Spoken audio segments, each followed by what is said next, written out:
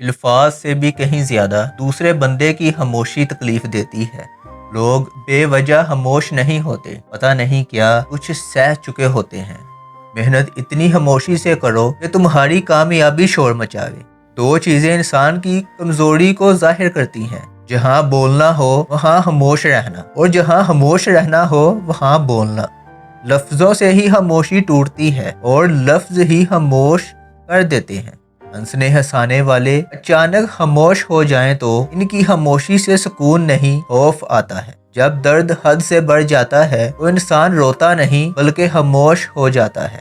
کروڑوں لوگوں کے درمیان اکیلا رہ کر انسان جان جاتا ہے کہ اس دنیا میں وہ ایک ہی ہے جو اسے کبھی اکیلا نہیں چھوڑتا، اور وہ اس کا رب ہے۔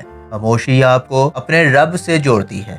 خاموشی آپ کے ذہنی تناؤ کو کم کر کے آپ کو باشعور انسان بننے میں مدد کرتی ہے۔ خاموشی آپ کو ایک کامیاب انسان بننے میں مدد کرتی ہے۔ شہروں سے نکل کر پہاڑوں کی طرف جائیں، قدرت کی بنائی ہوئی اس دنیا کا نظارہ کریں اور اس میں گونجتی ہوئی خاموشی کو خود محسوس کریں، جو آپ کو کسی بھی چیز پر توجہ مرکوز کرنے میں مدد کرے گی۔